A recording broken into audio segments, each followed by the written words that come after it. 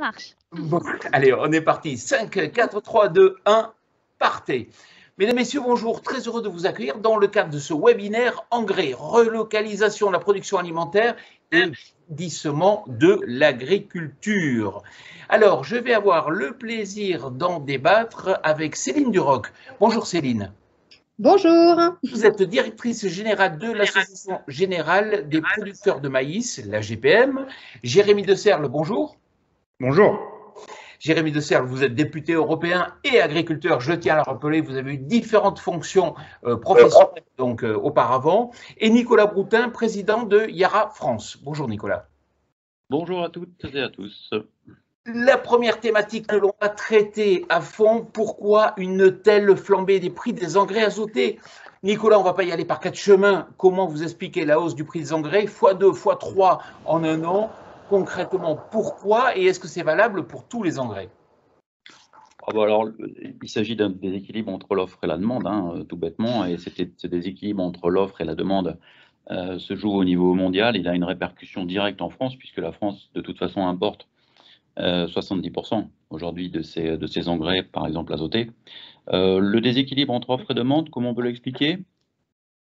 Chez Yara, on a constaté sur le premier semestre 2021 un moindre fonctionnement, une moindre production de l'urée, qui est le premier engrais azoté simple dans le monde.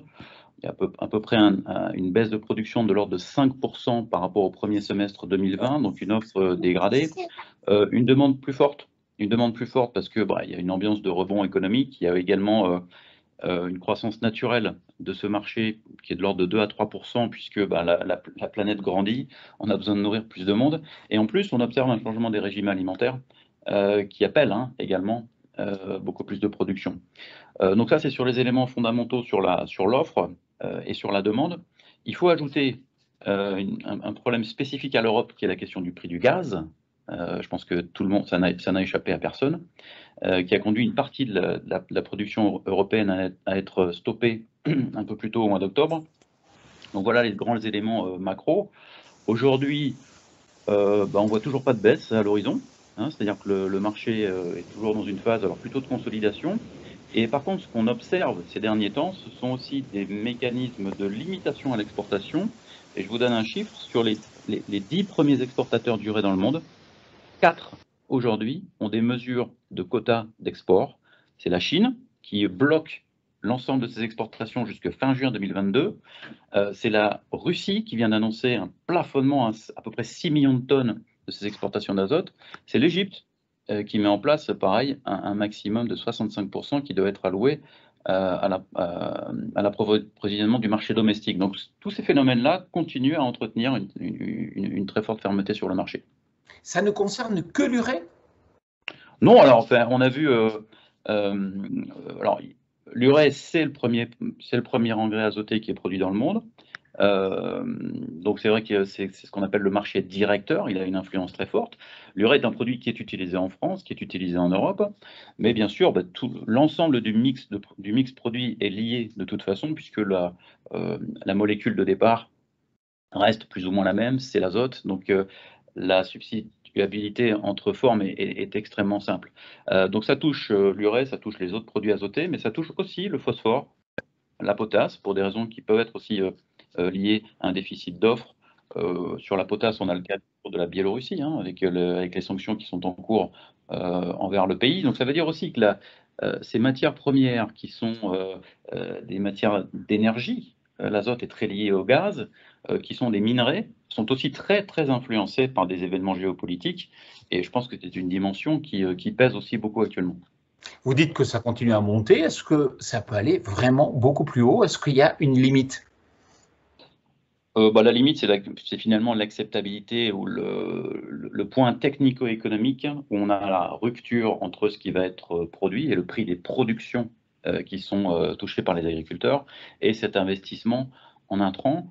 On arrive à une certaine limite, clairement. Enfin, pour vous donner quelques chiffres, pour vous donner l'ampleur des ordres de grandeur, urée, départ Égypte, septembre 2020, c'est $250. Septembre 2021, c'est $450. Et aujourd'hui, on parle plutôt de 1000. Donc, c'est-à-dire qu'on est sur des niveaux de prix qui sont de l'ordre de 1000 € la tonne, 1 000 € la tonne sur les exploitations agricoles. Donc évidemment, le point technico-économique d'équilibre devient tout à fait questionnable. Il y a ce qu'on appelle une destruction de demande qui peut bien sûr s'observer, c'est-à-dire les agriculteurs vont tout simplement aussi chercher peut-être à mettre en place des cultures qui sont moins consommatrices d'azote. Cependant, on a vu les chiffres des semis de blé, on a les chiffres des semis de colza. Les semis de colza sont en forte augmentation, les semis de blé sont plutôt stables. Donc ça veut dire qu'en perspective printemps 2022, on est quand même sur une sol qui, à mon avis, atteste d'une stabilité de consommation d'azote en France. Troisième question fondamentale, est-ce qu'on risque une pénurie? Alors, j'ai jamais vraiment cru à ce scénario. On est sur des commodités. Alors, il est vrai qu'il y a une dimension de problématique de transport, transport maritime, transport terrestre en France. C'est très compliqué d'acheminer des produits actuellement. C'est valable pour plein de secteurs. Néanmoins, on reste sur des commodités où on peut très vite rattraper des écarts de marché qui sont de l'ordre de 10 à 15%. Je pense qu'aujourd'hui, on est à peine à cette valeur. La campagne française se déroule en 3 grandes phases. Il y a une première campagne d'achat de ce qu'on appelle la morte saison en juin, juillet, par les agriculteurs notamment, qui réceptionnent du produit dans leur ferme. Cette phase-là a été un peu moins active cette année. Et ce qui fait que quand on a vu les prix continuer à monter, il y a un rattrapage qui s'est effectué dans le courant du mois d'octobre, première phase. Aujourd'hui, il reste quelques difficultés sur des produits notamment d'importation, et encore une fois notamment en lien avec la Biélorussie, mais je ne pense pas à une pénurie parce qu'en réalité, on peut rattraper très très vite des écarts sur nos marchés. Bon, les fondamentaux sont posés. Céline, vous représentez les producteurs. On fait comment? Voilà une bonne question. On fait comment? Déjà, on s'inquiète, je dirais, de l'impact économique de tout ça. On est dans une situation où, effectivement, Nicolas Boutin l'a souligné, les prix de l'azote ont fortement augmenté. On est sur des x2, x3. Donc, effectivement, au niveau des charges pour les agriculteurs, forcément, l'impact est fort, surtout que le poste azote est déjà en soi, là je vais parler pour le maïs, est déjà un poste qui pèse lourd, puisqu'on est sur hors séchage. J'en dirai 2 mots parce que les liens liés, tout ce qui est lié à l'énergie, du coup, tout ça va dans le même sens, mais hors séchage, on est entre 35 et 40% du total des charges opérationnelles. Donc c'est vrai qu'on a une inquiétude forte sur l'économie générale du système, mais ça c'est pas propre au maïs. Et quand on regarde globalement la fertilisation, l'azote c'est 3/4 de la charge de fertilisation. Donc c'est vrai que cette situation de hausse du prix de l'azote va impacter fortement l'équilibre économique des productions, mais de l'ensemble des productions. Pour la production de maïs, spécifiquement, et Nicolas Boutin l'a dit, là on se projette sur les assolements du printemps, puisque le maïs, on l'a à peine récolté encore. Certains sont encore en train de s'embêter un peu sur la fin de la campagne. Alors, 2 choses. On a toujours l'espoir que ça baisse. Bon, les tensions globales sur la demande, les tensions globales sur la géopolitique, les signaux sont quand même pas tout à fait favorables, même si globalement on voit que les choses évoluent très vite. On le voit avec la crise sanitaire en particulier, donc on peut pas projeter exactement ce qui se passera, mais effectivement sur le printemps on envisage quand même une difficulté au niveau des prix. Et ça a été à peine suggéré par Nicolas, mais la problématique finalement pour nous, c'est une pénurie potentielle. Pas une pénurie physique de matières premières, commodités, ça a été dit, on trouve toujours plus ou moins une solution, et surtout qu'on a des solutions de repli sur les formes d'azote. Enfin, voilà. Mais en revanche, on a des vraies difficultés logistiques. Et là, je vais faire le lien avec ce qui s'est passé cet automne sur le séchage en maïs, parce que là, pour le coup, on a eu, je dirais, une forme de crash test. Le prix du gaz augmentant, on est un petit peu dans la même situation.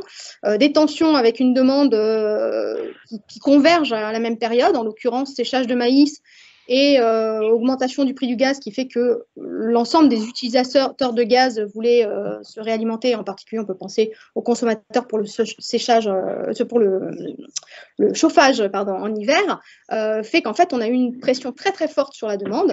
Et on n'a pas été en capacité d'organiser la logistique, donc l'arrivée à destination du gaz chez les opérateurs, que ce soit les agriculteurs ou les coopératives et négoces sécheurs de maïs. Donc on a une vraie inquiétude sur la capacité finalement à organiser la disponibilité réelle des engrais dans l'ensemble des exploitations en fonction de leurs besoins au printemps.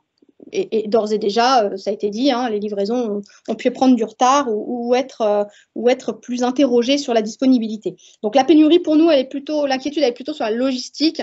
Et donc là, je dirais qu'on se mobilise pour essayer de faire en sorte que les camions puissent rouler tout le temps, à flux tendu. C'est très compliqué, la logistique, hein. Mais effectivement, on a besoin de fluidifier tout ça. Et puis le deuxième point, c'est travailler sur les prix. On y reviendra peut-être tout à l'heure dans un deuxième temps, mais on a du travail là-dessus aussi. Et on reviendra aussi sur cette affaire de logistique, justement, et de pénurie potentielle. On va laisser la parole à Jérémy. Jérémy, au niveau européen, vous avez un regard européen? Tous les pays sont à la même échelle? Bien, merci déjà de me permettre de participer à cet échange. Et pour répondre à ta première question, oui, tous les pays sont touchés de différentes manières, ou à des niveaux différents. Par contre, et je pense que c'est là que réside la part la plus importante de notre travail, c'est que pour l'instant, c'est pas un sujet européen. Je m'explique. À part en commission de l'agriculture au Parlement européen, on n'en parle pas. Enfin, on n'en parle pas. Je veux dire, c'est pas un sujet qui anime le Parlement européen ou la Commission européenne. Alors, bien sûr, quand on est dans les sphères agricoles et dans les réunions où on parle d'alimentation et d'agriculture, ce sont des choses qui inquiètent, qui interrogent. Mais voilà. Et donc, pour qu'on puisse notamment répondre à ce que vient de dire Céline très justement, assurer les questions autour de la fluidité, en tout cas ne pas freiner les possibilités qu'on doit donner au secteur, eh bien il faut qu'on en parle un peu plus haut et il faut que ça devienne un sujet un peu plus prégnant. Voilà, au milieu de tout le reste des problématiques. Et il faut aussi, on y reviendra sans doute tout à l'heure, mais il faut aussi qu'on en fasse un sujet géostratégique, géopolitique, parce que c'est ce qui nous permettra justement de rentrer dans la danse et du coup de permettre aussi d'assurer au secteur et notamment aux producteurs des moyens et des outils pour faire face à cette crise. Donc voilà, je pense qu'il y a encore un peu de boulot pour qu'à la fois la profession, mais nous autres aussi élus, alors moi je n'oublie jamais d'en parler, mais je veux dire voilà qu'on puisse vraiment être collectivement à la manœuvre pour que ce soit un sujet, mais pas qu'on le traite non plus de manière trop extrémiste, j'allais dire. Voilà, il faut qu'on puisse être cohérent. Et pour information, on a quand même dans chaque groupe politique des interlocuteurs un peu spécifiques. En ce qui concerne le groupe Renew auquel j'appartiens, c'est Martin Lavacek, un député tchèque justement, qui s'occupe de ce dossier-là, donc avec qui on a de nombreux échanges. Alors, Céline, je reviens vers vous. Si on met de l'engrais, c'est pour produire, ça on le sait, il y a une corrélation. Ça veut dire que si on ne peut pas acheter de l'engrais ou si on n'en a pas assez, ça veut dire qu'on risque de moins produire. Et si on risque de moins produire, on risque peut-être de moins manger. Est-ce que la question se pose en ces termes? Ah bah forcément, forcément, elle se pose, alors peut-être là de façon un peu caricaturale pour autant, mais oui, c'est ça, c'est-à-dire qu'aujourd'hui, c'est un peu comme l'eau, hein, sans eau, pas de vie, bah, sans azote, pas ou peu de production. Alors il y a deux enjeux. Sur l'azote, il y a un enjeu de quantité de production, et c'est d'ailleurs un des points qui nous inquiète dans le cadre du Green Deal et dans la stratégie Farm to Fork, hein, avec l'affichage très volontariste de la Commission sur la réduction de l'utilisation des intrants, produits phytosanitaires d'une part, mais engrais d'autre part. Réduire les engrais, ça veut dire potentiellement produire moins. Et c'est d'ailleurs ce que démontrent toutes les analyses d'impact sur Farm to Fork, hein, avec globalement à l'échelle européenne, je dirais, une perte de production entre 10 et 15%.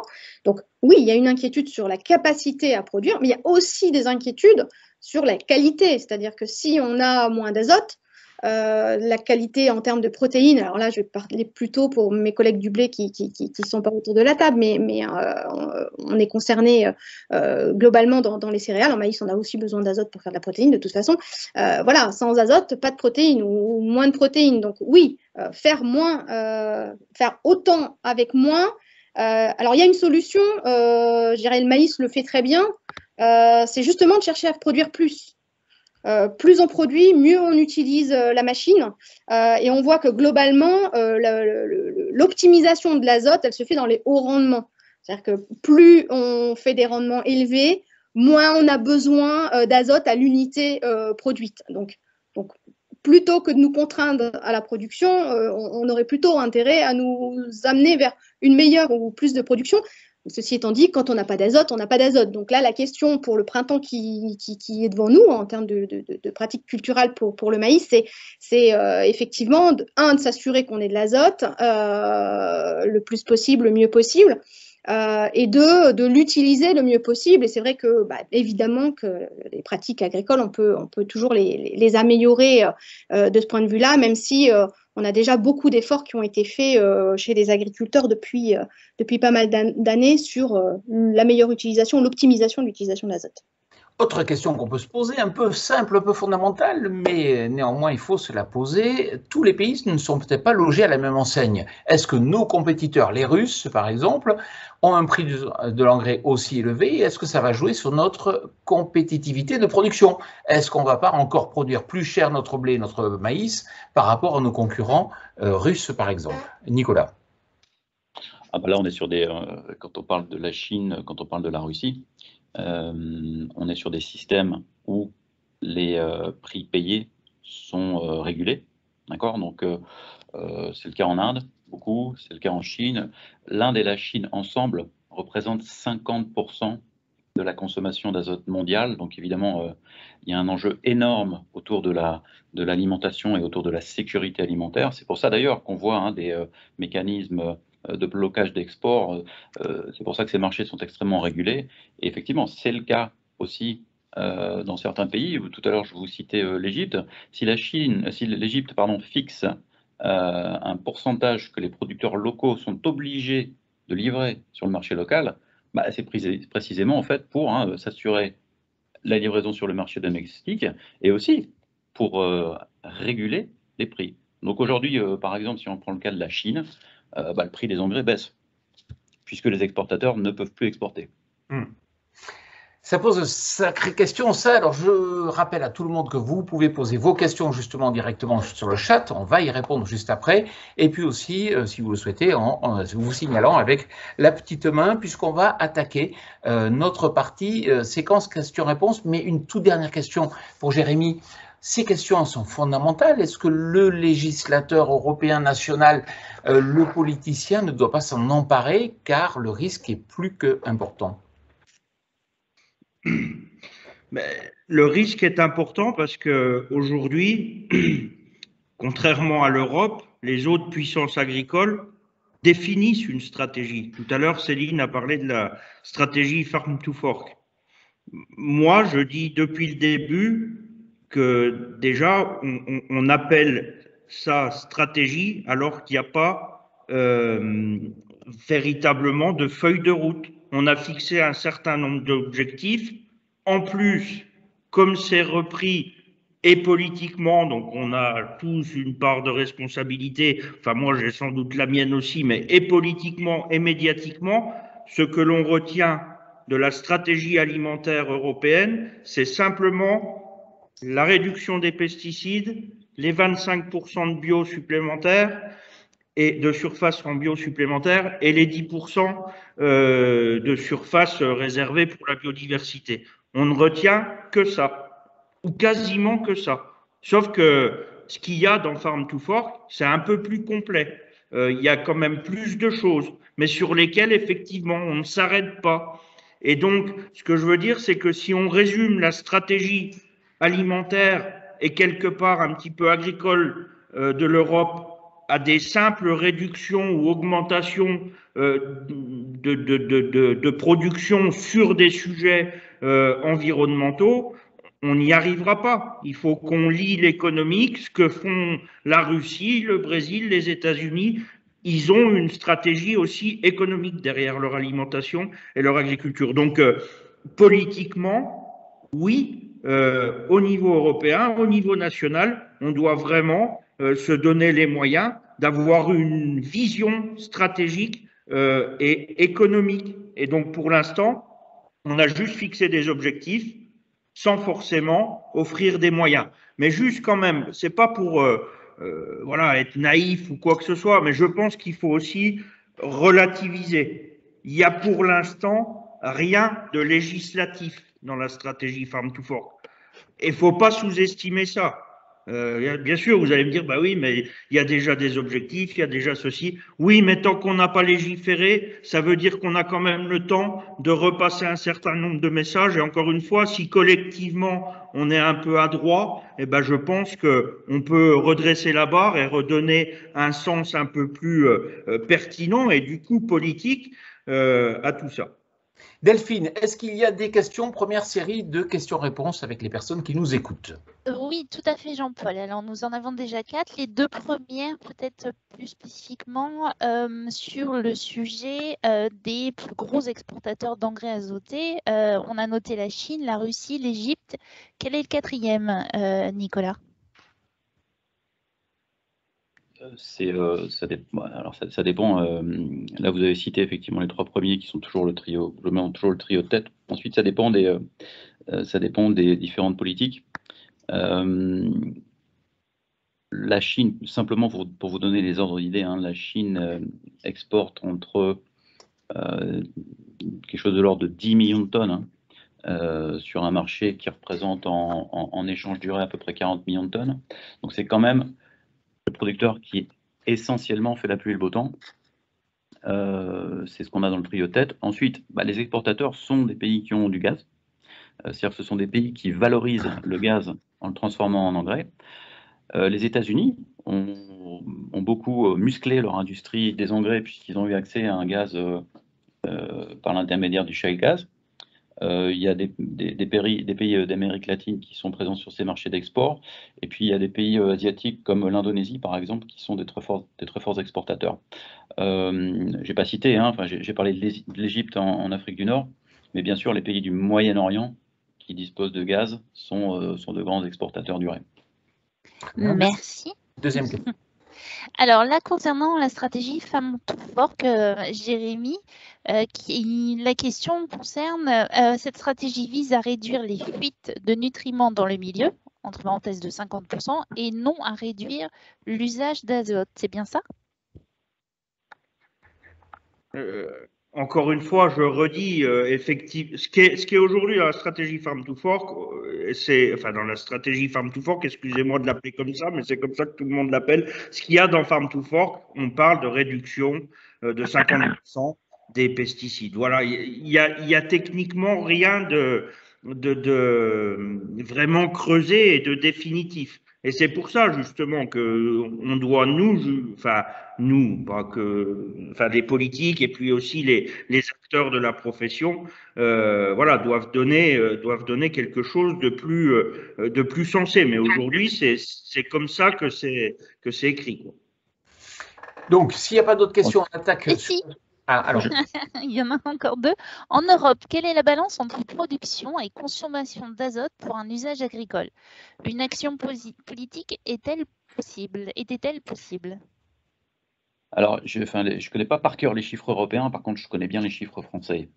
En France, quand on parle d'azote, on a 30% qui est produit en France, 30% qui est importé de l'Union européenne et 30% qui est importé du reste du monde.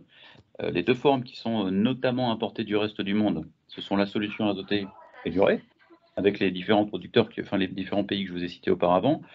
L'importation qui vient de l'Union européenne est plutôt une importation sous forme nitrate et la production française est sous forme nitrate.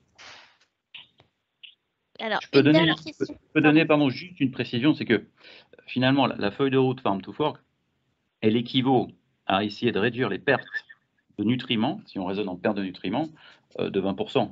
Hein, c'est-à-dire que quand on parle d'engrais, c'est ça la feuille de route, réduire de 20% les pertes d'azote. Peut-être une dernière question, Jean-Paul, pour Céline. Les tensions sur l'azote sont-elles de nature à renforcer la gestion à l'échelle des exploitations? Autrement dit, y a-t-il des marges de progrès et si oui, de quel ordre?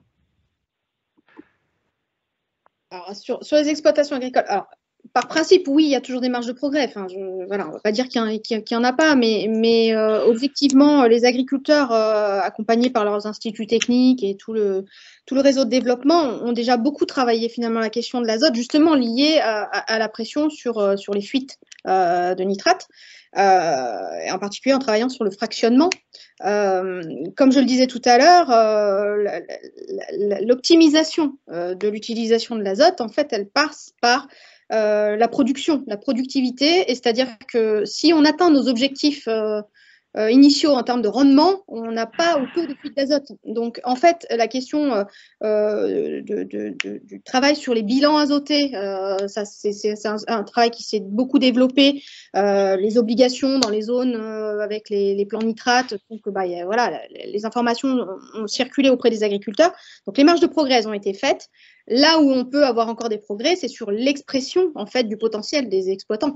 C'est-à-dire que si sur une parcelle on a prévu de faire, je vais dire en maïs 100 quintaux pour dire quelque chose d'à peu près réaliste, mais que on a un aléa climatique ou une contrainte liée à l'incapacité à protéger la plante et que au final on fait que 60 ou 70 quintaux. Eh ben, évidemment qu'on aura mis, par rapport au potentiel initial, trop d'azote. Donc, finalement, c'est la gestion tout au long de la conduite culturale avec l'atteinte des objectifs de potentiel des parcelles, et c'est vrai pour toutes les cultures, pas spécifiquement pour le maïs. Donc, en fait, si on veut faire des efforts, on a intérêt à protéger les cultures. Je me permets de rejoindre totalement Céline sur ce point, c'est-à-dire que le mot productivité n'est pas un vilain mot. Chez Yara, on pense qu'il vaut mieux utiliser le mieux possible les terres existantes. Donc ça veut dire productivité, c'est pas tabou. Et je rebondis sur les 20% que j'évoquais, en utilisant la bonne forme d'azote et en mettant en place les outils de pilotage, on gagne des 20% sur ce qu'on appelle le coefficient d'utilisation de l'azote, enfin sur le NUE en anglais. Donc avec la bonne forme et les bons outils, on sait déjà faire des miracles. Alors, c'est la transition, justement, on est en les temps pour la seconde partie où on va s'intéresser un peu à comment s'en sortir, quels enseignements en tirer et comment faire globalement. Mais je voudrais quand même revenir, Céline, sur un point que vous avez évoqué. Vous avez parlé de pénurie potentielle, enfin de problèmes de logistique qui pouvaient au final se traduire par une pénurie liée justement à ce problème de logistique. Est-ce que vous pouvez nous expliquer clairement de quoi il s'agit ? Oui, alors la difficulté à laquelle on est confronté, c'est à ce que je disais tout à l'heure par rapport à la pénurie qu'on a connue sur le gaz. C'est-à-dire qu'à un moment, on peut avoir la matière première, mais si la matière première elle n'est pas à l'endroit où on doit l'utiliser, c'est équivalent à une pénurie, enfin, tout simplement. Donc c'est assez simpliste comme raisonnement, mais c'est la difficulté à laquelle on est confronté parce que la demande elle est en augmentation partout, les prix sont très élevés, donc ça fait un appel complémentaire, tout le monde essaye de se couvrir à peu près au même moment. Les besoins dans les exploitations, ils sont à peu près pour tout le monde au même moment, malgré tout, même s'il y a quelques écarts d'une région à une autre. Donc on a une espèce de goulot d'étranglement qui se traduit au moment de la livraison. Et pour faire de la livraison, il n'y a pas 50 façons de faire. Pour l'azote, il faut des camions. Et ça, c'est vraiment une grande difficulté à laquelle on est confronté sur la logistique. Mais ça, on l'a découvert au moment du Covid de façon très criante. On a besoin pour que notre pays fonctionne, mais quelles que soient les marchandises qui circulent, et l'azote n'y fait pas exception, on a besoin d'avoir des camions qui circulent, qui vont d'un point A à un point B. Et ben, malheureusement, pour aller d'un point A à un point B et qu'économiquement ça vaille le coup, il faut aussi qu'on ait quelque chose qui revienne du point B au point A. Enfin voilà, donc il y a des sujets logistiques qui ne sont pas simples à lever. Et il y a un deuxième sujet qui nous tient à cœur quand même, qui est celui du prix de l'azote. Et là, je ne vais peut-être pas faire plaisir tout à fait à Nicolas, mais c'est vrai qu'on a, de notre point de vue, pour fluidifier le marché, il y a aussi des éléments qui sont liés à la structuration prix du marché.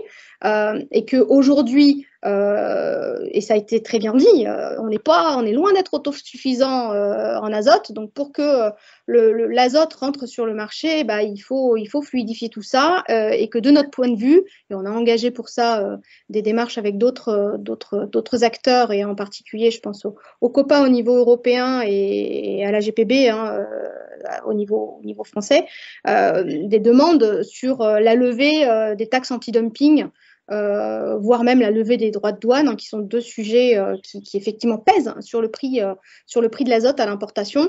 Et bon, la Commission a annoncé une enquête sur la levée des droits anti-dumping. Alors, on espère que l'enquête soit pas trop longue pour que tout ça n'arrive pas trop tard en termes de résultats, mais il y a aussi cette dimension prix pour fluidifier le marché. Nicolas, je vous laisse répondre après sur la notion du prix, mais je voudrais aller un petit peu plus loin. D'après ce que vous dites là, je vais dire 3 mots. Il y a, par rapport à la logistique et les problèmes de pénurie, c'est désorganisation le mot où il faudrait améliorer l'organisation. C'est rétention ou spéculation le problème? C'est à moi que vous posez la question, Jean-Paul? Tout à fait. Je poserai aussi aux autres. Les 3 mots, vous choisissez? Alors, je pense pas que ça soit de la désorganisation. On est vraiment dans un marché tendu et complexe. Je peux pas me positionner par rapport aux acteurs du marché. J'espère que c'est pas de la rétention pour faire monter les prix. On a quelques indications sur le marché général et les questions qui dépassent le marché strictement français. Donc, il y a quand même, faut quand même regarder dans quel contexte on est. Après, je laisse la responsabilité aux acteurs sur ces marchés-là. Mais ce qui est sûr, c'est qu'on n'a peut-être pas en France une organisation logistique à la hauteur du besoin, ça c'est sûr. Alors je ne sais pas si c'est parce qu'on n'a pas assez de camions, je ne sais pas si c'est parce qu'on n'a pas assez de chauffeurs. Manifestement, c'est quand même au niveau des chauffeurs que ça coince un peu. On a des questions sur le transport des matières dangereuses. C'était le cas sur le gaz, c'est le cas sur certaines formes d'azote. Pas sur toutes, mais où effectivement, du coup, on a des niveaux de contraintes parce qu'il faut des qualifications. Donc, tout ça, je dirais que le schéma général d'administration, j'ose pas dire de suradministration, fait qu'on fait peser quand même de la contrainte. Les camions, 44 tonnes, ça serait mieux que 40. Enfin, voilà. Donc, il y a des vrais sujets en termes d'organisation logistique, mais je ne crois pas que ça soit de la désorganisation. C'est plutôt de la contrainte qui a lieu tout au long de la chaîne, et peut-être une forme de sous-investissement collectif. Encore une fois, au moment du Covid, on s'est rendu compte qu'on avait besoin de faire tourner la logistique des fois plus vite, et on n'est pas forcément au niveau pour le faire. Pour autant, on a tenu pendant le Covid, tout le monde a eu à manger, il n'y a pas de raison que tout le monde n'arrive pas à livrer de l'azote dans les exploitations à terme. Mais par contre, les décalages dans le temps, ça malheureusement, je crois qu'on y est déjà soumis. Nicolas, puis Jérémy ensuite. Je n'ai qu'un mot à vous dire. Saucisson. C'est-à-dire? Vous savez, en fait, on est sur des marchés extrêmement volatiles. On est sur des marchés de commodités, c'est-à-dire c'est quand même des pondéreux. Il y a effectivement une certaine lourdeur logistique. Donc quand vous avez un volume d'achat sur ces marchés extrêmement volatiles, nous, ce qu'on constate quand même en général, c'est que le découpage, le saucissonnage des achats reste une excellente stratégie. Dès qu'il manque une tranche de saucisson sur les 12 mois, ça pèse. Donc, je vous disais tout à l'heure qu'il y a plusieurs temps d'achat dans la campagne. La morte saison, les engrais s'appliquent sur une période très courte. Donc, il faut bien anticiper cette logistique et on l'anticipe chaque année avec des conditions de morte saison qui commencent du mois de mai, qui vont à peu près jusqu'au mois d'août. C'est une première phase d'achat, c'est à peu près un tiers du marché. Ensuite, il y a un marché plutôt où les distributeurs vont créer un peu de stock pour pouvoir ensuite les livrer en culture. Et puis, il y a le réapprovisionnement. Pour être très clairement, sur la campagne 2021-2022, on a bien vu que sur la période d'été, il y avait beaucoup moins de prise de position en morte saison que d'habitude, certainement parce qu'il y avait un sentiment que les prix étaient relativement élevés et qu'ils allaient peut-être baisser après. Ne pas marquer sur la morte saison n'était pas forcément la bonne stratégie cette année. De manière générale, je pense qu'il faut ce saucissonnage des prises de position pour répondre à la question de la rétention. Vous savez, on est producteur d'ammonitrate. C'est une matière qui est extrêmement réglementée. On a des stocks qui sont limités, surveillés. Aujourd'hui, en aucun cas un producteur peut s'asseoir sur un stock ou bien créer un stock dans son usine. C'est des produits qui sont soumis à une logistique permanente. On a des taux de rotation qui sont de l'ordre d'un mois. C'est-à-dire que si ça ne bouge pas sous 4-6 semaines, ça bloque. Donc il n'y a aucune rétention à la production. Ce que vous voulez dire, c'est que quelque part, la distribution a pas assez accéléré sur les achats, et les agriculteurs aussi peut-être, mais aussi la distribution, que les maillons logistiques ont pris du retard et qu'à un moment donné, il y aura le goulot d'étranglement qui risque d'arriver? De manière générale, je pense qu'en fait, il faut raisonner les engrais non plus comme une commodité.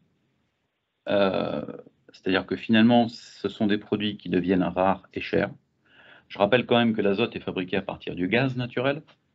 Donc de façon extrêmement liée, le destin de l'azote pour l'instant reste extrêmement lié, on en reparlera après, à la question du gaz. Donc ça veut dire qu'il faut vraiment pouvoir tout optimiser, et je pense que vous parlez des distributeurs de produits, je pense que les distributeurs doivent avoir une stratégie de mise en marché de ces produits. C'est-à-dire rester sur une logique de commodité pure, à mon sens, est insuffisant aujourd'hui.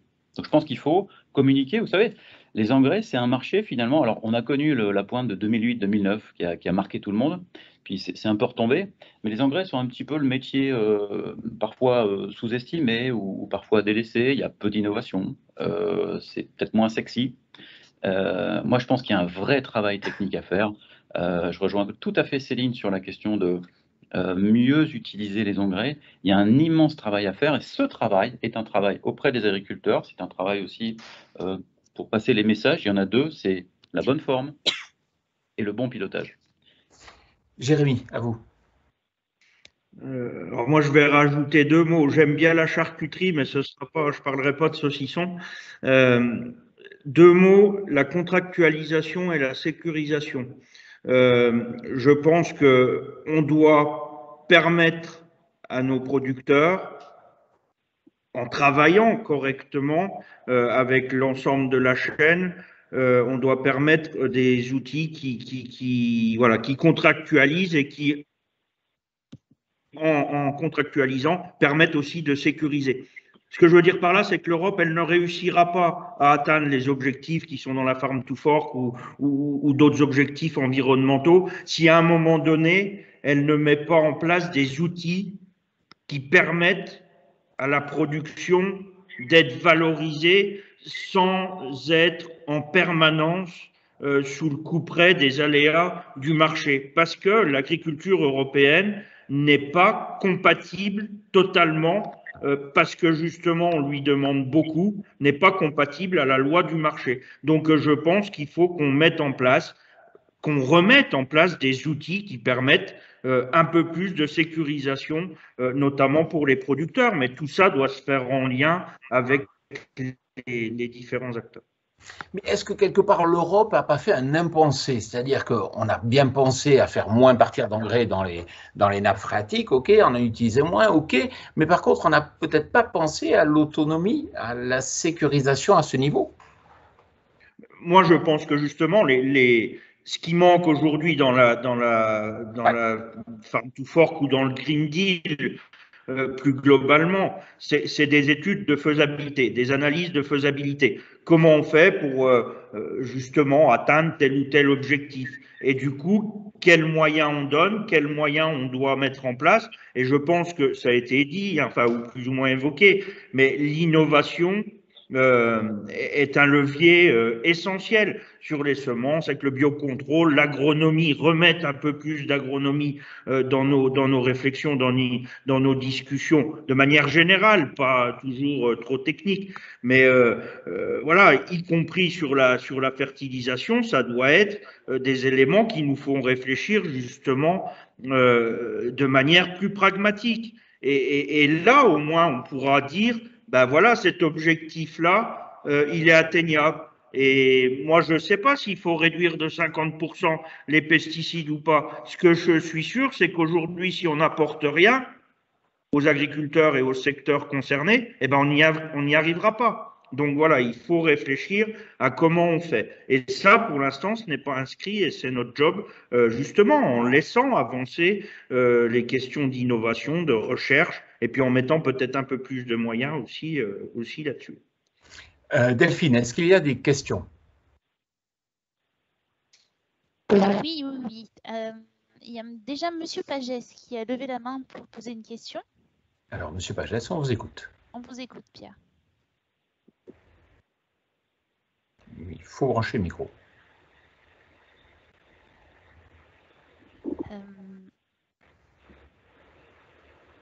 Pierre Pagès, il faut rendre le micro actif. Ah, d'accord. Voilà. Voilà. Oui, merci, excusez-moi. Oui, ce que je disais, est-ce que finalement les objectifs du Green Deal ne sont pas contradictoires avec l'efficacité vis-à-vis de l'environnement? C'est-à-dire chaque fois que l'Europe va baisser sa production, c'est quelque part pour alimenter nos concitoyens des importations qui se feront et qui se feront dans des zones où il n'y a pas forcément autant d'eau que chez nous, dans des zones où il faudra sans doute aller défricher parce que si l'efficacité de l'agriculture, c'est aussi l'efficacité de la captation du carbone. Est-ce que les objectifs qui sont mis dans le Green Deal ne sont pas finalement contradictoires au but recherché? Voilà. Jérémy, en une phrase. Moi, je ne pense pas, parce qu'il y a pour le coup, les objectifs qu'on essaye d'atteindre, c'est pas non plus tout à fait pour rien. Et je ne pense pas que ce soit contradictoire. Ça le sera si jamais, justement, on met aucun moyen en face.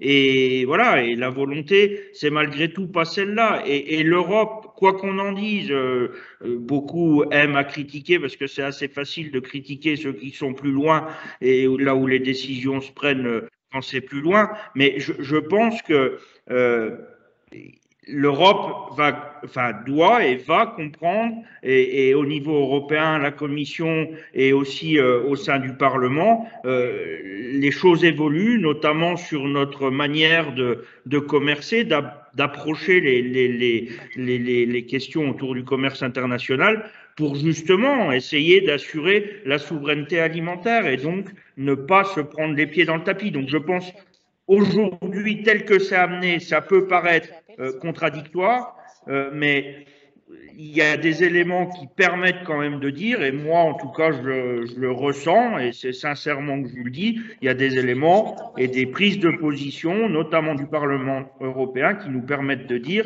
que la prise de conscience est là et que on va pas faire n'importe quoi. Et par rapport à ce que disait Céline tout à l'heure sur le choc qu'il y a eu après la crise Covid, et c'est justement cette réaction un peu sensible de tout le monde en se disant mince, mais on aurait pu avoir des pénuries, on aurait pu manquer de ceci ou de cela. Ça, c'est des signaux qui sont pas non plus tout à fait négligeables. Et donc, je pense que l'Europe réagit aussi à tout ça. Mais c'est vrai que le Green Deal a été pensé et réfléchi, et la Farm to Fork un peu aussi, avant tous ces aléas. Donc, du coup, encore une fois, sur la table, il n'y a pas que ce qu'on met en avant sur la réduction de ceci, sur la réduction de cela. On parle aussi de revenus des agriculteurs, on parle aussi de renouvellement des générations, on parle aussi de circuits de production qui dégagent de la valeur ajoutée. Voilà, c'est inscrit dans la Farm to Fork stratégie, mais là, malheureusement, c'est pas au-dessus du panier. Et ce qu'on doit faire, c'est le remonter, justement. Une autre question, Delphine. Oui, alors justement, toujours pour Jérémy, est-ce que la nouvelle PAC, y compris les éco-régimes, serait une piste pour fournir aux agriculteurs les outils pour contribuer à l'ambition de la stratégie Farm to Fork, Quelles autres initiatives pourraient y contribuer? Une question très générale, donc en une phrase, Jérémy. Non, je réponds assez vite.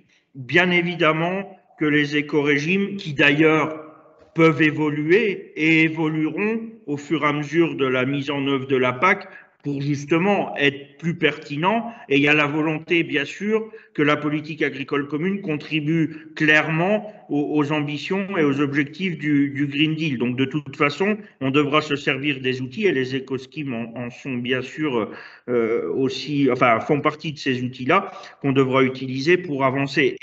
Et ce qu'on doit trouver, parce que les éco-schemes, c'est bien sûr l'idée, mais ce qu'on doit trouver, c'est de nouveaux outils qui viendront dans la Farm to Fork, dans le Green Deal en général, compenser. On parle de l'ajustement carbone aux frontières, et ben ça, c'est des sujets sur lesquels on devra intégrer l'agriculture en ayant conscience de tous les éléments, voilà, et en le faisant pas de manière voilà, dogmatique, mais on devra intégrer ces secteurs-là aussi à ces ambitions autour du carbone.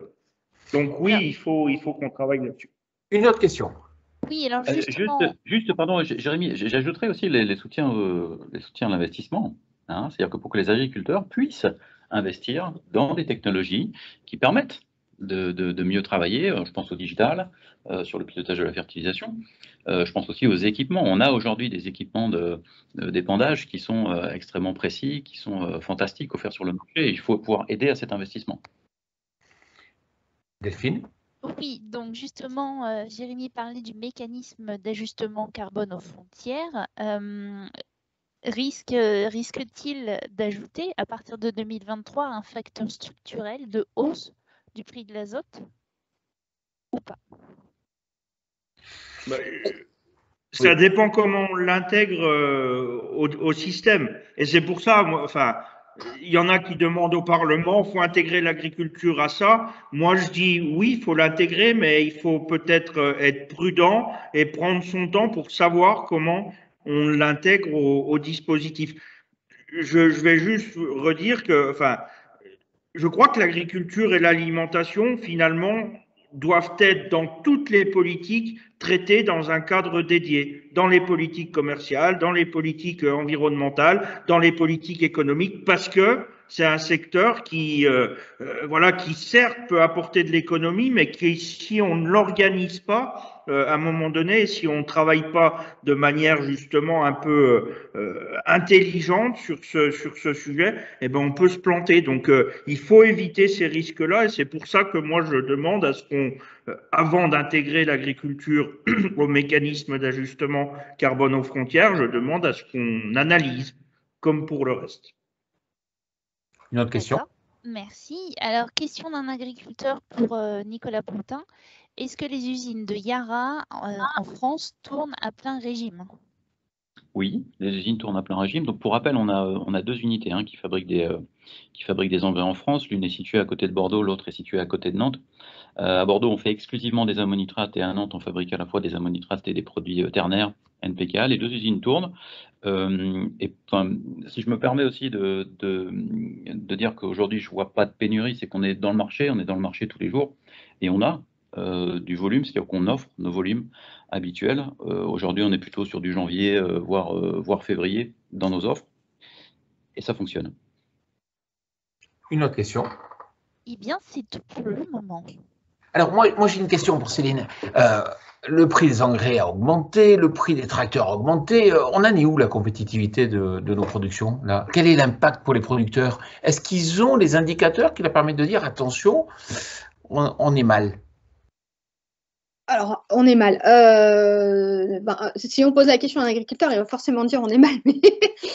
Non, mais en termes de compétitivité, c'est sûr qu'on a des difficultés.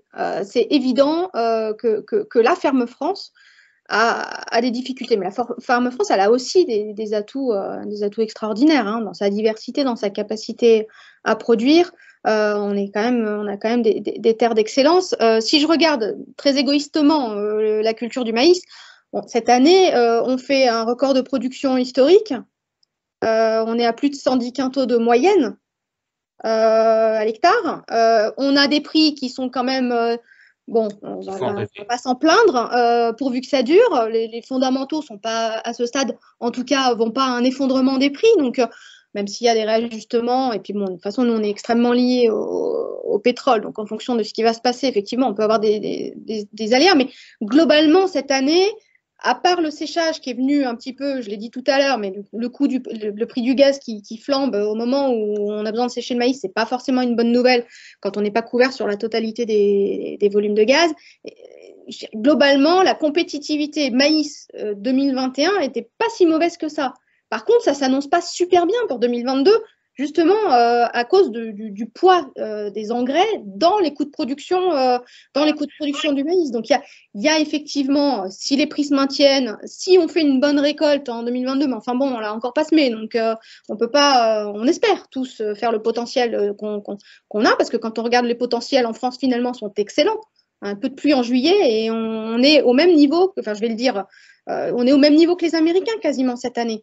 Et on n'a pas tout à fait les mêmes outils destinés à la production. Donc on est capable, on a du potentiel en France, on est capable d'exprimer des potentiels qui sont extraordinaires si on est dans de bonnes conditions. Donc là, je reviens sur ce que j'ai déjà dit, mais vous allez croire que je suis monomaniaque, mais il faut qu'on puisse produire. Parce que quand on produit, qu'on produit bien, on gère effectivement les risques de fuite de nitrate, par exemple, ou ce type de désagréments liés à la production. Donc il faut qu'on continue à bien produire. Maintenant, on peut encore s'améliorer, optimiser l'utilisation de l'azote. Nicolas l'a dit, il faut travailler sur les formes d'azote, il faut travailler sur les outils, le numérique, les OAD, tous ces sujets sur lesquels on peut évidemment améliorer encore les choses. Alors justement, c'est la troisième partie. Quels enjeux pour le futur? Alors vous en parlez des OAD. Quand on regarde en blé, on est en quoi? On est à 40% de surface, peut-être dans le meilleur des cas, qui sont peut-être dans même pas. OK. Et en maïs, on a combien? Alors ça, c'est une bonne question, je n'ai pas le chiffre, mais sur l'azote, OAD azote, très honnêtement, on ne doit pas être très très élevé, en particulier parce qu'on n'a pas le déploiement de Farmstar depuis très longtemps. Donc on a des OAD à l'ancienne, hein, on a quand même des outils d'aide à la décision qui ne sont pas numérisés, qui ne sont pas digitalisés, mais effectivement, il y a une capacité d'amélioration avec des moyens liés à l'investissement, de l'accompagnement dans la transition dans les exploitations agricoles. On doit pouvoir accompagner à la fois les outils d'application de l'azote, hein, ça a été dit, il y a des formes d'azote qui doivent nous permettre de moins émettre de gaz à effet de serre. Il y a des outils autour des inhibiteurs de l'uréase. Donc, tous ces sujets-là, il faut les travailler. Le numérique et la digitalisation dans les exploitations doit nous permettre d'améliorer effectivement les fractionnements, les positionnements au niveau de l'itinéraire technique. Mais c'est vrai qu'aujourd'hui, on a encore capacité à progresser sur ces sujets-là et que dans les exploitations agricoles, si on a un accompagnement, je vais le dire aussi, il y a certes l'accompagnement financier, potentiellement, c'est des investissements, il faut accompagner les agriculteurs. Les producteurs de grandes cultures, ces 5 dernières années, ils font quasiment pas de revenus. Donc, on ne peut pas leur demander d'investir sur des choses qui pourraient dégrader encore ce revenu. Bon, 2021, vous l'avez compris, c'est un petit peu particulier, mais voilà, il y a quand même ce souci en termes de compétitivité. Donc, investir sur des améliorations quand on n'a pas les moyens, c'est plus compliqué. Si on a les moyens aussi, on est accompagné pour le faire. Et si politiquement, il y a des messages qui sont positifs, c'est-à-dire qu'on accompagne les efforts des agriculteurs et pas on leur tape sur le coin du nez parce que ce qu'ils font, c'est jamais assez bien, honnêtement, je pense que les marges de progrès, elles sont énormes. Nicolas, ça veut dire que globalement, les OAD, c'est souvent réglementaire, c'est peu utilisé en France, on a souvent l'approche réglementaire. Pourtant, c'est un vrai levier pour moins dépenser de l'azote? Oui, clairement. Alors, sur le cas du maïs, c'est vrai qu'on a une fenêtre de tir en matière de pilotage qui est très courte. Hein. Donc quand même, il faut noter qu'une partie des maïs restant irrigués, on a la possibilité de développer un pilotage et un fractionnement, un accompagnement de la nutrition par l'irrigation. Ça, c'est très important, je le dis, parce qu'on constate dans les différents pays où on travaille qu'on est souvent dans des situations de déficit d'eau. Or, les engrais, ils ont besoin d'eau pour être solubilisés dans le sol et être utilisés par les plantes. Donc, c'est-à-dire que sur le maïs, on a quand même ce potentiel-là de développement. Et il y a un point très important, c'est la gestion du phosphore sur le maïs. Je le dis quand même, c'est que je pense que là, et on a la chance d'avoir une culture où on peut apporter pratiquement au pied. Je pense que là, on a des solutions à mettre en œuvre. Il y en a déjà beaucoup, mais on peut aller plus loin en termes d'efficacité du phosphore. Sur les outils, oui, le taux d'utilisation, le taux de pilotage aujourd'hui est relativement faible. Il est inférieur à 40% sur les céréales.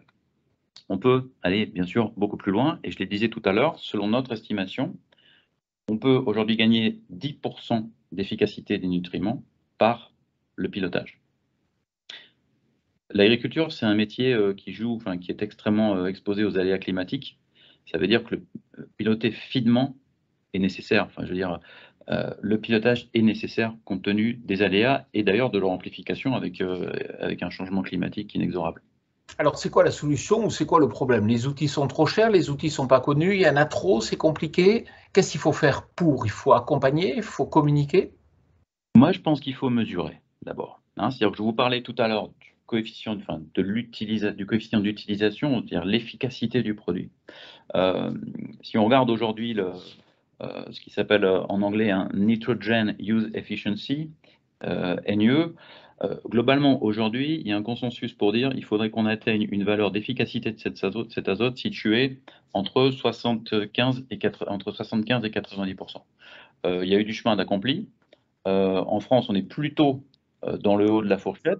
Mais pourquoi aujourd'hui, pourquoi il reste une marge de manœuvre? Pour la raison que je disais tout à l'heure. Je pense que la fertilisation doit être remise au cœur.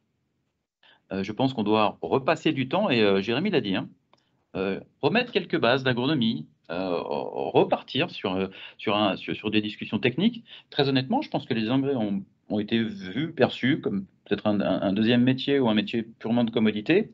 Il y a de la technicité, il y a de la complexité, et donc il faut qu'on prêche la bonne parole sur le pilotage, qu'on développe les outils, il y en a un certain nombre. C'est là que le développement doit se faire. Je pense que là, il y a vraiment 10% d'efficacité à la clé. Donc 10% à gagner, ça c'est un des enjeux pour le futur. Il y a aussi quand même le fait que quand on regarde aujourd'hui avec le prisme du carbone, les engrais, ça pèse lourd négativement sur l'impact carbone. Oui, parce que j'ai parlé du pilotage, mais j'aurais pu dire aussi qu'il y a un premier pilier de l'ordre de 10% d'augmentation d'efficacité qui est lié à la forme. Toutes les formes ne sont pas équivalentes. Certaines formes d'engrais sont émettent beaucoup, notamment d'ammoniac, à leur application.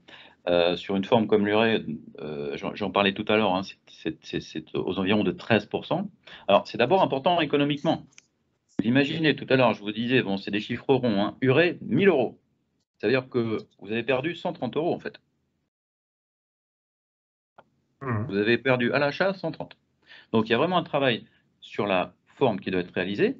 Et ensuite, il va falloir effectivement qu'on réussisse à fabriquer cet ammoniac, qui est la molécule de base, c'est-à-dire NH3, avec un hydrogène qui ne soit plus forcément un hydrogène issu du gaz naturel. Il y a beaucoup d'électrolyseurs qui vont se bâtir.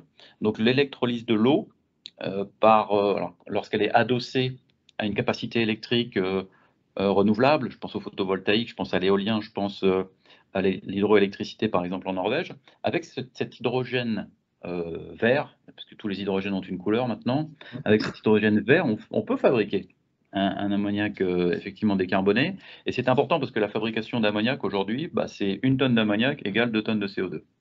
Et c'est d'ailleurs aussi une des raisons pour lesquelles l'industrie européenne a dû lever le pied en termes de production, puisque le prix du carbone sur le marché est arrivé jusqu'à 60-70 € la tonne. Et ça, vous savez faire? C'est le futur lointain? C'est quoi, 5 ans, 10 ans, 20 ans? Non. C'est-à-dire qu'en fait, on est sur des échéances de l'ordre de 2024.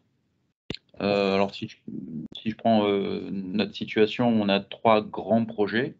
Un en Australie sur du photovoltaïque, un en Hollande sur de l'éolien offshore et un 3e en Norvège sur de l'hydroélectrique.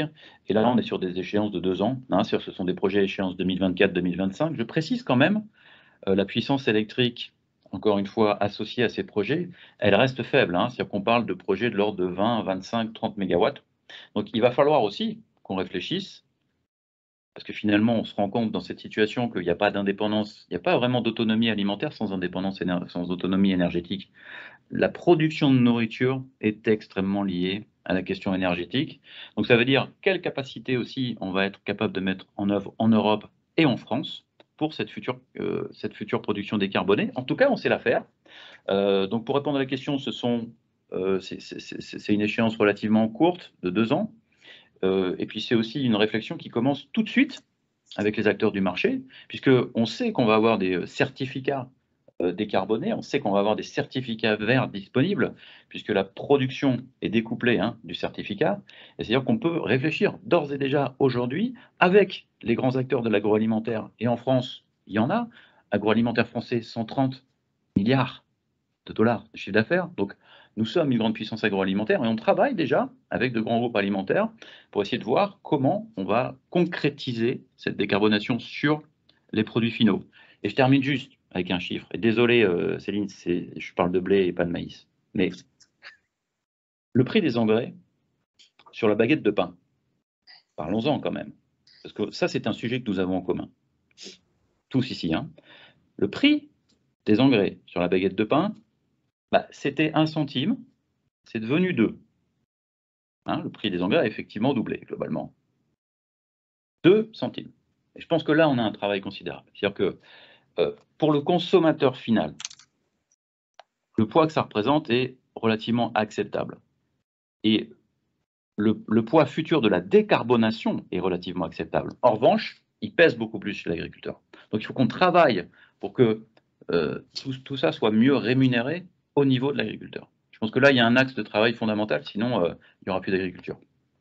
Jérémy, toutes ces réflexions, ça fait partie des réflexions de la PAC, des réflexions de l'Union européenne, de la Commission? Encore une fois, comme je vous le disais au début, ça fait partie des réflexions et des échanges qui ont lieu au sein de la Commission de l'agriculture.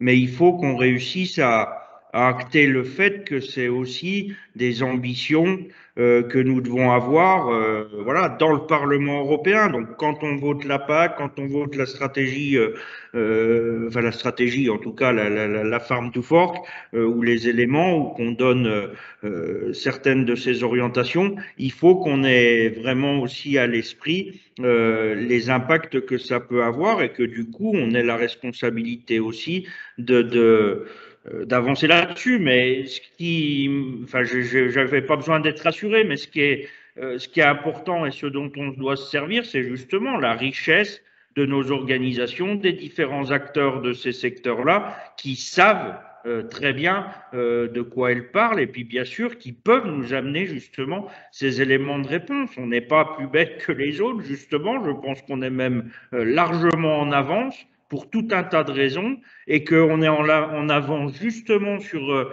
notre capacité aussi à répondre aux enjeux écologiques mieux que les autres. Et donc, du coup, ces débats, je dis pas qu'il faut qu'on aille dans un débat trop technique en séance plénière du Parlement, mais il faut qu'on réussisse à amener quand même ces sujets-là et qu'on arrête, nous, députés européens notamment, de répondre à des questions binaires. Il faut qu'on puisse avoir les moyens d'avoir sur la table au moment du vote quelque chose d'un peu plus palpable et puis qui n'est pas juste de dire, parce que quand ça arrive sur la table des députés, par exemple, quand on parle de la réduction de 50% des pesticides, mais tout le monde est pour. C'est obligé que les députés votent pour.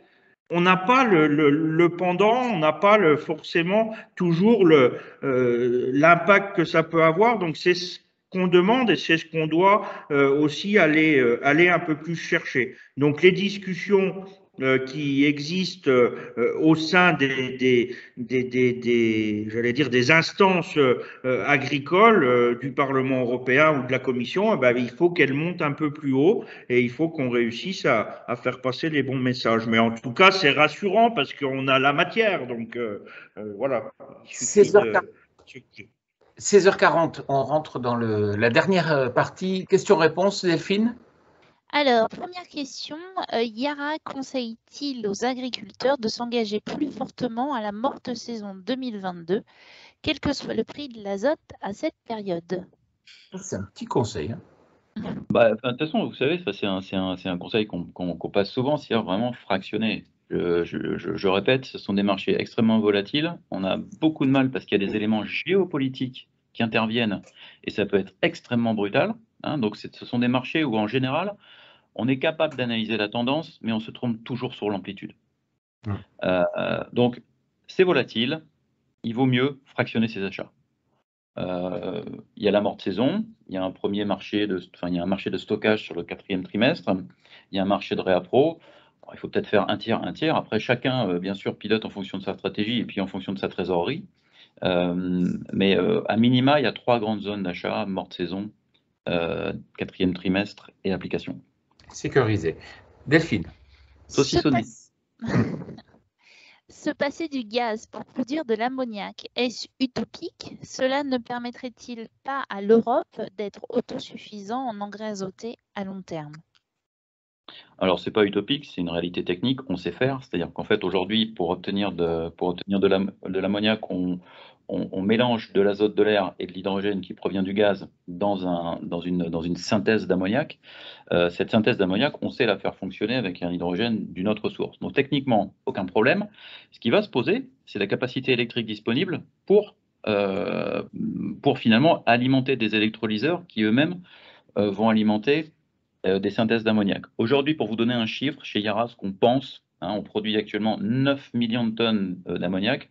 On pense qu'à échéance 2030, on devrait être capable d'en décarboner 3. Donc vous voyez quand même que c'est alors c'est pas mal. C'est vrai que 2030, ça reste proche, c'est dans 8 récoltes. Mais ça vous donne quand même l'idée, c'est que ça sera compliqué de trouver la capacité électrique pour tout décarboner, ou il faudra faire des choix. Une autre question. Alors, une autre question, cette fois-ci, on part dans la génétique. Pensez-vous que ce puisse être une piste pour augmenter l'efficacité de l'usage de l'azote? On parle d'amélioration génétique, par exemple, du maïs, Céline? Oui, merci Delphine pour la question. Oui, effectivement, dans les améliorations qui sont devant nous, je dirais que l'idéal pour nous, ça serait de pouvoir se passer d'engrais azotés. Ça ne va pas faire plaisir à Nicolas, faut qu'il ferme ses oreilles, mais évidemment que si on arrivait à transformer le maïs en une légumineuse, ça serait pour nous l'idéal. Et oui, il y a déjà il y a des éléments qui montrent que la possibilité existe. Alors, ça serait possible et on va le faire. Il y a quand même un chemin important. On a aujourd'hui identifié des maïs qui ont des nodosités. Ça a été trouvé dans la nature. Maintenant, la capacité de transférer ça et d'en faire des variétés demain commercialisées, le demain, il est peut-être encore très lointain parce qu'il faut vraiment identifier les mécanismes, mais c'est un espoir important. Donc ça, c'est je dirais pour s'en passer. Et puis après, il y a globalement comment est-ce qu'on a des plantes qui fonctionnent mieux. Encore une fois, le levier de la productivité au sens noble du terme est un élément important, couplé à tout ce qu'on a déjà dit sur les formes d'azote, sur le pilotage. J'en profite pour revenir sur la fertigation que Nicolas a souligné tout à l'heure. Effectivement, fertiliser avec l'irrigation, c'est un levier qui peut nous permettre de faire pas mal de progrès. Encore faut-il pouvoir irriguer. Donc, je le dis là, mais voilà, en France, ce n'est pas toujours aussi simple que dans d'autres pays où l'irrigation est peut-être un petit peu moins problématique. Si on a prévu de faire irriguer et qu'on a une coupure d'irrigation, non seulement on n'irrigue pas, mais en plus on ne fertilise pas. Donc, voilà, il y a des enjeux pour nous qui sont importants. Mais la génétique, pour répondre à la question, oui, ça porte des espoirs dans l'amélioration de l'utilisation de l'azote. Une autre question. Et d'ici là, j'ajoute simplement 2 points très rapidement. D'ici là, n'oublions pas que la plante, ça pousse sur un support. En général, c'est du sol. Donc ce sol est un enjeu. Hein, c'est-à-dire que pour avoir une nutrition optimisée, il ne faut surtout pas oublier la question du sol. Il y a la question du recyclage des nutriments. Je parlais de phosphore tout à l'heure, mais c'est vrai aussi pour l'azote. Hein, c'est-à-dire que n'opposons pas, et Jérémy l'a bien dit, il ne faut pas opposer les systèmes. Ça, ce serait une grande erreur. Il faut regarder le système dans son ensemble et de voir comment on arrive à la nutrition optimale avec tous les outils dont on a besoin, et commencer à opposer des agricultures, à mon avis, c'est une grande erreur. Une autre question, Delphine. Alors justement, on a une question d'un éleveur qui nous demande pour l'azote, il faudrait mettre en place un échange entre les céréaliers et les fermes où il y a des animaux pour faire un échange paille-fumier, car vu les excès de fumier dans les régions où il y a des fermes laitières, cela pourrait être intéressant. Qu'en pensez-vous? Bah, je pense que c'est un système peut-être laisser l'éleveur parler, mais juste pour dire que… Je vais dire un mot, mais… Ouais, voilà, tu diras un mot après, hein, Jérémy, mais oui, évidemment que ça revient sur les questions de recyclage. Effectivement, utiliser les résidus organiques pour fertiliser… les exploitations de polyculture élevage le font. Enfin, voilà. Donc après, effectivement, on peut avoir sur des zones proches, et ça existe, en fait. De fait, ça existe déjà.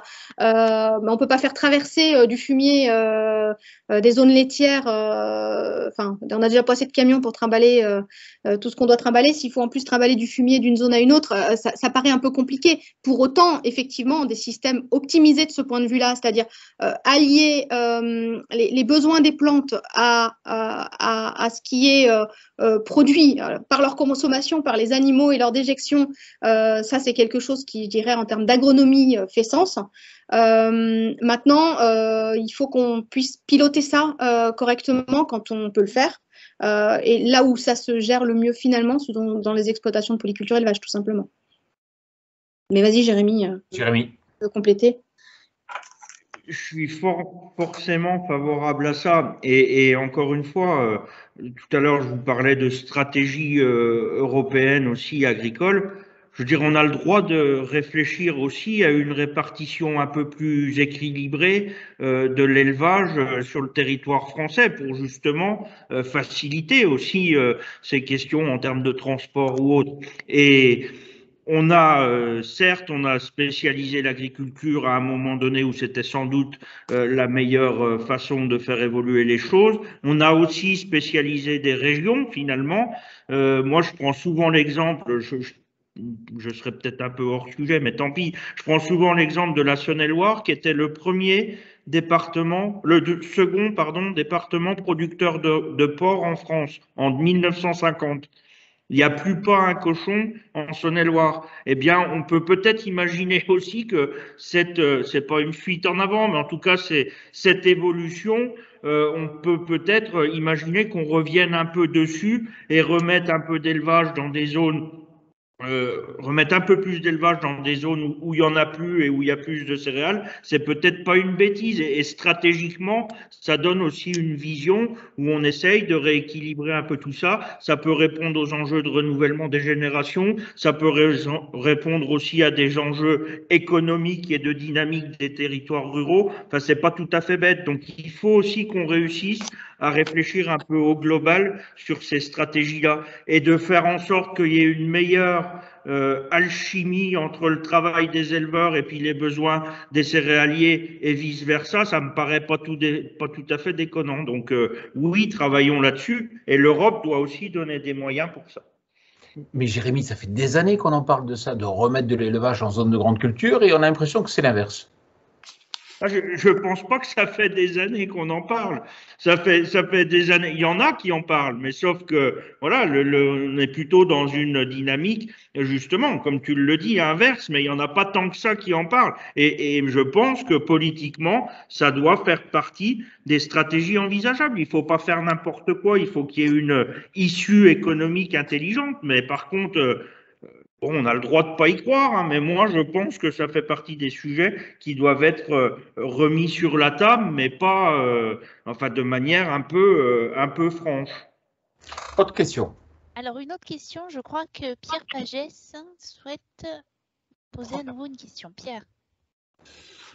Oui, moi, je suis très intéressé par la position de Nicolas et de l'hydrolyse pour fabriquer de l'hydrogène et combiner l'azote de l'air pour faire de l'ammoniac. Mon questionnement, c'est de dire, est-ce qu'on peut faire fonctionner une usine avec l'énergie renouvelable? On va mettre à part l'énergie hydroélectrique, mais avec de l'énergie intermittente que sont le solaire ou le vent. Première question. Et je pense d'ailleurs que la production d'hydrogène pourrait aussi nous servir en termes de transport, y compris pour les moteurs thermiques. Donc moi je suis très intéressé par ce qui a été dit et mon problème c'est comment on met ça en route le plus rapidement possible. Il ne faut pas que ce soit la production d'électricité qui freine cette industrie nouvelle de l'hydrogène. Et donc, je pense qu'on peut la faire à partir du nucléaire, mais ça dépasse largement notre discussion d'aujourd'hui. Et alors, après, sur le carbone, je reste toujours un peu sur ma faim. Parce que, pour faire simple, on émet, certes, environ 2 tonnes hectare pour un hectare de blé qui, en moyenne, en capte 21, et pour un hectare de maïs qui en capte 30. Donc, l'agriculture, c'est le puits de carbone. Et plus elle est efficace, plus elle capte. Et donc, j'ai peur qu'on se retrouve un jour avec des certificats de carbone à payer en agriculture, alors que c'est nous qui le captons. Et c'est tellement vrai d'ailleurs que les États-Unis ont déjà mis en place un rendement de référence. Et le jour où il y aura des certificats carbone pour l'agriculture, ce sera au bénéfice des agriculteurs avec le différentiel de rendement qu'ils auront gagné pendant la période. Voilà, merci. Merci. Est-ce que quelqu'un souhaite répondre ou il n'y a pas besoin de répondre puisque c'était une... Si, je pense. Parce que... Pour la question, effectivement, le problème de l'hydrolyseur, c'est son facteur de charge. Il faut pouvoir lui amener de l'énergie électrique de façon continue et de façon significative pour les échelles dont on parle. Donc, je vous prends l'exemple de l'électrification de notre usine en Norvège, où là, notre projet à échéance 2028, c'est de totalement être en ammoniac vert, c'est-à-dire sourcer l'intégralité de la production d'ammoniac via de l'hydrogène qui provient de l'hydroélectricité. Facteur, on parle globalement de 500 MW. Donc en Norvège, avec l'hydroélectricité, on va peut-être y arriver, avec des infrastructures et beaucoup d'investissements. Ailleurs, ça sera peut-être un peu plus difficile. Sauf si on produit l'électricité autrement. Et l'hydrogène, c'est une forme de stockage. Vous avez cité l'hydrogène jaune qui proviendrait du nucléaire est aussi une option qui est, elle me semble à titre personnel pas tout à fait idiote. Mais l'hydrogène est une forme de stockage aussi. On peut stocker l'hydrogène, on n'est pas obligé d'avoir un flux continu d'hydrogène. Ce stock, c'est pas l'idéal. D'ailleurs, aujourd'hui, pour échanger de l'hydrogène entre les différentes parties du monde, puisque je parlais du Moyen-Orient tout à l'heure, il se trouve qu'ils ont du gaz, mais ils ont du soleil aussi. Et ils sont en train de mettre en place des programmes photovoltaïques, des électrolyseurs et de l'hydrogène vert. Il va falloir qu'ils l'exportent. Ils ne vont pas l'exporter forcément sous forme hydrogène, ils vont l'exporter sous forme ammoniac. C'est-à-dire qu'en fait, aujourd'hui, les industriels qui vont produire de l'hydrogène en grande quantité vont le transformer en ammoniac NH3 pour pouvoir le transporter vers d'autres destinations. D'accord. Une autre question, Delphine. Mon carbone, là, personne ne répond. Est-ce que c'est important? Ça rejoint ce qu'on a dit sur la... Mon micro, pardon, j'avais pas mis mon micro. Peut-être pour répondre rapidement, enfin, je sais pas si c'est une réponse par rapport à ce que dit Pierre, mais effectivement, il y a un enjeu sur le stockage de carbone, c'est-à-dire que l'agriculture est une des seules activités, alors à l'évolution technologique près évidemment, mais qui peut massivement stocker du carbone. Et donc c'est vrai que dans le contexte dans lequel on est, et ça rappelle ce que disait Jérémy tout à l'heure, c'est-à-dire qu'à force de regarder les trucs saucissonnés, là, séparés les uns des autres, on en vient à faire peut-être des choses qui sont contre-productives. C'est-à-dire qu'on a intérêt à faire en sorte que la pompe à carbone fonctionne au maximum, en minimisant autant qu'on peut effectivement les émissions, c'est-à-dire qu'il faut si le poids de la fertilisation dans les analyses de cycle de vie de la production agricole est très important, justement parce qu'il y a ce coût en amont de la production des engrais lié à la transformation, de l'ammoniac en engrais. Et donc, du coup, si on améliore ce bilan en amont, on améliore le bilan tout au long de la chaîne.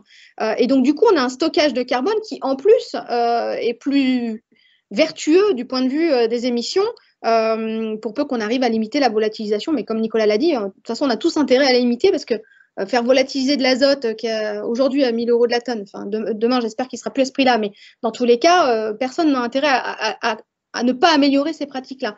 Donc, aujourd'hui, le système... on n'a pas encore de système européen pour valoriser correctement la pompe à carbone agricole. On travaille difficilement à l'échelle française sur les labels bas carbone. On va mettre les choses en place sur les grandes cultures. Il y a un début de travail sur le carbone farming au niveau européen. Évidemment que c'est un sujet majeur qui est devant nous parce qu'il faut à tout prix que l'agriculture européenne et plus précisément, là pour le coup, je vais militer pour ma paroisse, la maïsiculture française a quand même une épingle à tirer de tout ça, soit favorisée pour les efforts qu'elle peut conduire et la solution qu'elle peut représenter face au changement climatique dans le cadre du stockage de carbone. Donc, je dirais, Pierre, pour répondre à ta question, je n'ai pas la réponse. C'est sûr que les Américains, comme d'habitude, sont partis après, mais vont aller beaucoup plus vite que nous et sont déjà quasiment prêts. Et nous, on est partis de plus loin, on fait les choses très, très bien. J'espère qu'on n'arrivera pas trop tard. Une autre question, il nous reste 5 minutes.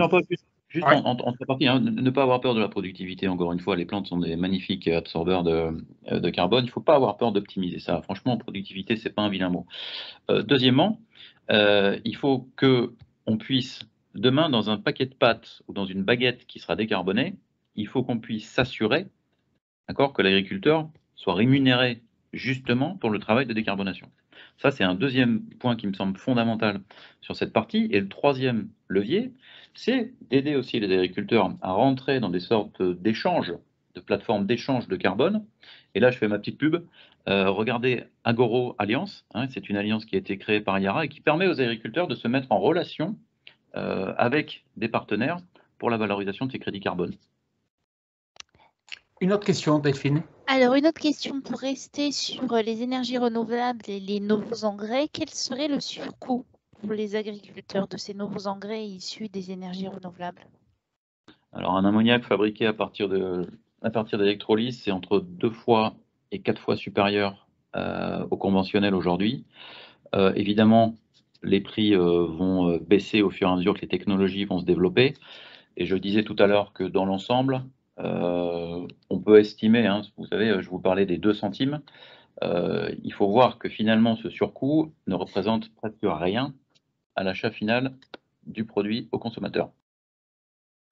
Une autre question. Juste là-dessus, je voulais juste réagir là-dessus.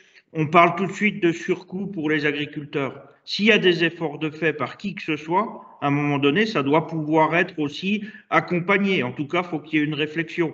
Donc, on peut aussi imaginer, et ça fait partie des choses que moi je pousserais, s'il y a des efforts de fait par les uns et que les agriculteurs justement achètent des produits qui répondent à des objectifs, et ben il faut qu'ils soient aussi accompagnés financièrement. Donc voilà, bien sûr qu'aujourd'hui, c'est un surcoût direct aux agriculteurs, mais il y a besoin dans la réflexion politique qu'on fasse évoluer aussi tout ça pour pas que ça en soit un.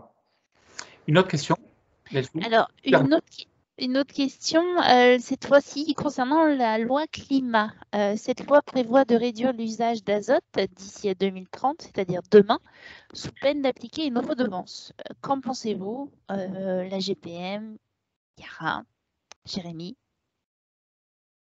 Alors, c'est pas demain, c'est aujourd'hui, puisque c'est 2025. Hein. C'est-à-dire que ce que prévoit la loi climat, c'est en fonction de l'évolution de la trajectoire des émissions de protoxyde d'azote, N2O et d'ammoniac, de mettre en place une redevance Donc la réponse, c'est travailler sur les émissions d'ammoniac et sur les émissions de protoxyde d'azote. Sur les émissions d'ammoniac, la réponse est très claire. La forme d'azote est prépondérante dans les émissions d'ammoniac. Les formes nitriques, sous forme ammonitrate, désolé, sont moins émissives que les formes uriques. Ça, c'est un premier volet. Sur le protoxyde, il faut travailler l'agronomie, les pratiques, le fractionnement, le pilotage, puisque le protoxyde d'azote est pas issu directement des engrais, mais de l'utilisation des engrais au champ. Donc c'est aujourd'hui ça. C'est tout de suite avec des formes moins émissives. Céline, avec le micro, pardon. Désolée. Je vais compléter la réponse de Nicolas. Évidemment, baisser les utilisations ou les volatilisations, surtout pour influencer la tendance et éviter l'apparition d'une taxe. Et évidemment, on n'est pas pour la taxe. On s'est battu contre dans les discussions du projet de loi. On a réussi à faire en sorte qu'en 2025, en fonction de la tendance, on rediscute de la possibilité de la taxe. Donc, évidemment, on n'y est pas favorable. Jérémy ? Rapidement, moi, je ne suis pas dans cet état d'esprit ou dans cette dynamique où, justement, on pense à la taxe avant de penser à comment on accompagne les secteurs. Donc, encore une fois, c'est le genre de sujet où c'est amené un peu sur la table de manière abrupte et dont on n'a malheureusement pas toujours facilité à contrer. Donc voilà, moi je vais plutôt essayer de pousser pour qu'on voit comment on accompagne tout le monde pour éviter qu'on les taxe et donc qu'on les embête. C'est pas du tout pour le coup la logique des éco-schemes dans la PAC, quoi, où justement on essaye plutôt d'inciter et on sort justement de cette logique un peu dogmatique où on tape sur les agriculteurs avant de savoir s'ils ont tous les moyens pour le faire. Là, on leur donne de l'argent pour qu'ils puissent faire. Eh ben, je pense que c'est la même dynamique qu'on doit trouver. Dans aucun pays européen où la taxe où une redevance azote a été mise en place, on a vu de baisse de consommation d'azote. 16h59, on arrive au terme de cette émission. Moi, je retiens peut-être 3 idées. Tout d'abord, que la cherté de l'azote nous oblige quelque part à porter un regard un peu différent, reconsidérer le regard qu'on peut avoir sur l'engrais azoté notamment, mais pas seulement. Ce n'est certainement plus une commodité. Il faut améliorer, pour pas suraggraver le problème, la logistique, la chaîne logistique, peut-être les différents maillons. Il va falloir qu'ils travaillent peut-être un petit peu mieux, de façon plus fluide, de ne pas créer des goulots d'étranglement, comme l'a dit Céline. Et puis, 3e point, il y a des bonnes nouvelles parce qu'on est encore un peu au tout début du pilotage de l'azote, donc on peut progresser et on peut faire du mieux engrais, c'est-à-dire certainement en mettre beaucoup moins. On sait produire de l'engrais en France, puisque je ne savais pas qu'il y avait des usines d'engrais qui tournaient, notamment en France. Et puis, 3e point, pour le futur, mais qui est déjà le présent, mais qui devrait se généraliser à court terme, on est capable de décarboner la production d'engrais, même si effectivement, c'est pas quand même pour de suite. Voilà, je tenais à remercier nos 3 intervenants. Céline Duroc, merci. Jérémy De Serle, merci. Nicolas Broutin, merci beaucoup. Et puis, je tenais à vous remercier. Vous êtes 85 à avoir suivi ce webinaire. Merci à vous et à très bientôt.